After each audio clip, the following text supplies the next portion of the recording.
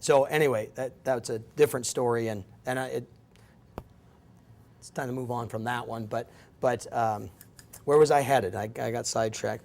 I'm sorry?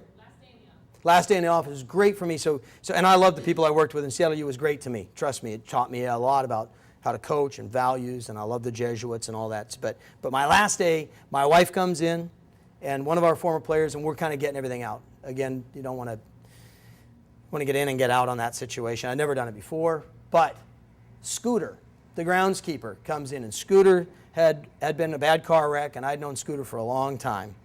And Scooter walks in, and he got his face kind of beat up a little bit, and one side of his body's a little beat up, and he walks in, and he looks at my wife, and he goes, "Hi, Patty." And I go, "That's awesome. Scooter knows my wife." And then Patty says, "Hi, Scooter." And I think, that's even better. My wife knows Scooter.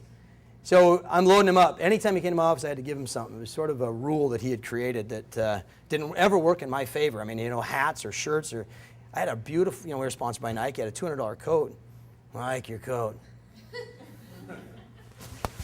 So he cost me a lot of gear, but he's a great guy, terrific young man. He said to me, we're this far from each other, and I'm loaded up with stuff, and he says, "You're the first person who was nice to me." Oh, and I got teary-eyed, and he got teary-eyed, and he says, "Now everybody's nice to me."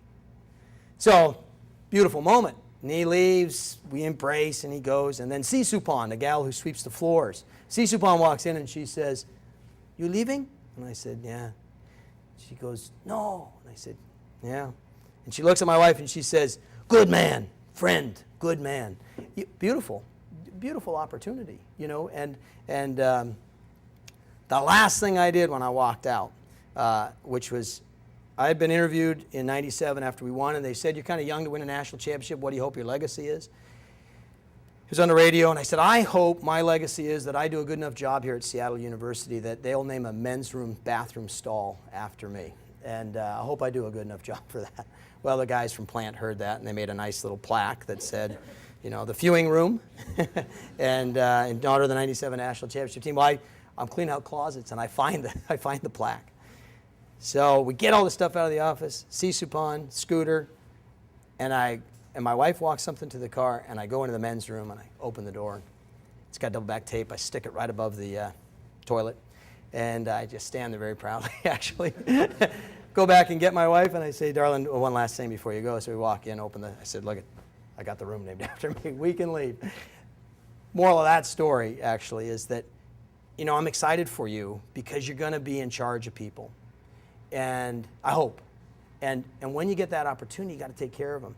People don't care at all how much you know until they know how much you care. Trust me on that one. They don't care how much you know until they know how much you care. So when you're in that situation, when you're in a leadership role, you got to take care of your people. We have won national championships too, and sent guys to great schools, not because I'm a genius strategy-wise. It's not that. There's been if I've done anything right, it's bring all the right people together and take care of them, right?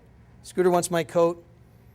The freaking tags are still on the coat. I like the coat. It's a nice coat.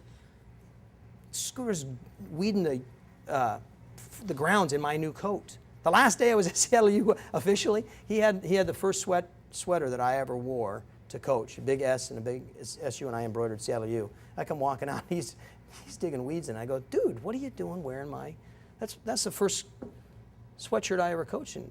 "Yeah, it's good for weeding." I said, "Okay, fair enough." So I would just say that, and I hope to be around you a little bit. I would love to come back. Those 4 experiences, Steve Fina, the eligibility, Jennifer Kennedy, the women's coach, Tom Hardy, with a player with an injury, and Stevie Jenkins, an opportunity. You're going to get those chances. You're going to get those opportunities. And I think what Jim said about one conversation at a time, I kind of fly by the seat of my pants a little bit, but there's method to my madness. I feel we have, I know I got about 5 minutes. Okay, I'll give you the rules that we came up with after 18 years, and I stole them from other places. Here's the rules. It's 32 words, and it's 5 rules. We've got them from Notre Dame football, from Duke basketball, and from University of Portland soccer.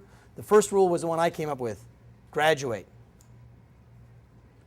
So that goes on, obviously. You got to know what you want to do, figure out what you want to do. I was talking to you about what you want. I always tell the guys, do what you enjoy and a career will follow. I've been able to do that, and it's worked for me, and I think it works for a lot of happy people. Second rule is from the University of Portland: be a gentleman.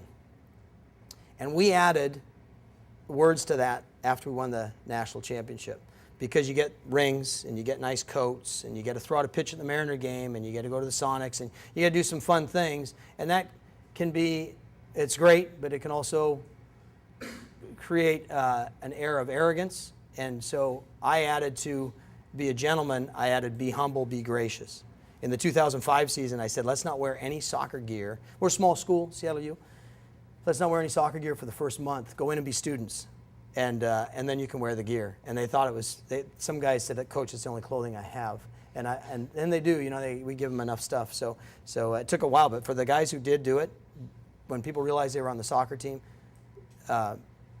they were surprised, because they said, wow, I saw you as a student, not as an athlete. So anyway, graduate, number one. Number two, be a gentleman, be humble, be gracious. That's from the University of Portland.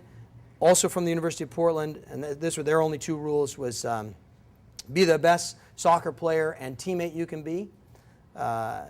Rule number three is from Duke basketball.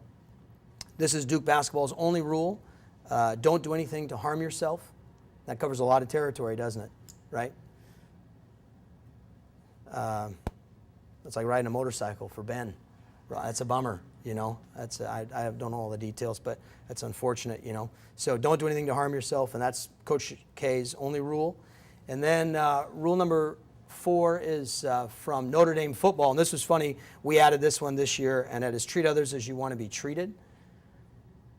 And when I said that to the team, I've got some smart guys on the squad, and Bobby McAllister, I heard him talking in the back, and Bobby was National Player of the Year last year. Great guy, and he says, he raised his hand, he says, Coach, did Notre Dame football, did the Bible get that from Notre Dame football, or did Notre Dame football get that from the Bible? And I said, well, based on what I know about Notre Dame football, I would say that the Bible got it from Notre Dame football. They're a little cocky over there, I think. So anyway, treat others as you want to be treated. What's the last one? Let's see, graduate, don't do anything to harm yourself, be a gentleman, be humble, be gracious. Did I get 5? Is that 5?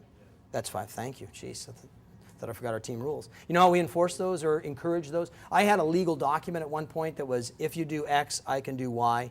You know, bump, bump, bump, bump, bump. And it was literally like 3 pages because I wanted to cover every possible scenario. I just found that was 2 minutes, 10 minutes of reading to the guys that they never remembered. Our guys, if you cornered them, could come up with those rules. And why? Because I'd say we're going to do 10 runs right now.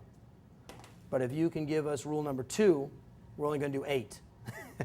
And you'd see guys just, and if the guys cheated, you know, if I hear whispering, we do 10. But you come up with be a gentleman, be humble, be gracious, we go to 8. And then guys would say, I know rule number 1, can we go to 6? And I'd say, no, we're sticking to that. So anyway, those are the rules that, and I guess I more call them guidelines, but the guys knew them. And on the road, I'll give you one last thing. On the road, I love this term, kill them with kindness. We go on the road, and why not enjoy? That's one thing I'm going to miss, is traveling with a team and being a part of that. And I hope to do it again. But on the road, we had a few rules in the hotel room. One, we always played in the seasons in the fall, right? So you're in California a lot, and it's hot. And we got 4 guys in a small room.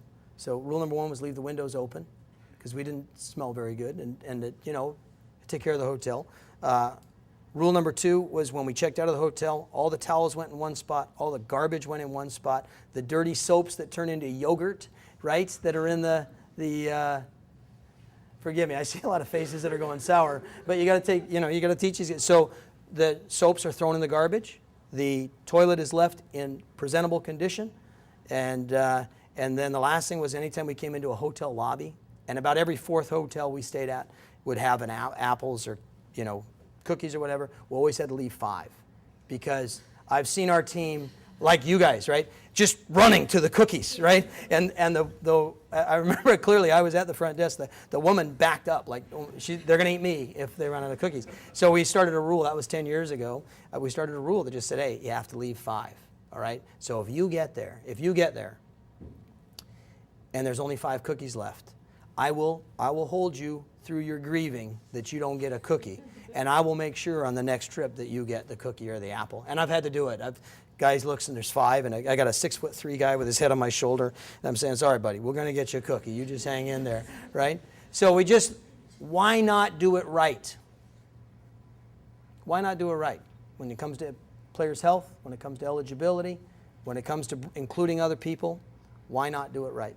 So I want to thank you for your time. I'm excited to do Q&A, and I really wish you good luck. You're going to have a fun opportunity, I hope. And I think you got to create that opportunity, by the way. I mean, there's a lot of people that have jobs that you might want, and you're going to have to be excellent, and you're going to have to put in your time to get there. And but I do believe this: if you go after what you want, you're going to get it. I truly believe that. Hence the fact that we just got our conditional use permit yesterday after 2.5 years of waiting so that we can build a camp. And Jennifer and I talked this morning. Maybe there's a day we bring you up, show you the beginning of a facility. So, okay, 30 minutes. So let's thank Pete. You're welcome. Thanks. My pleasure. Thank you.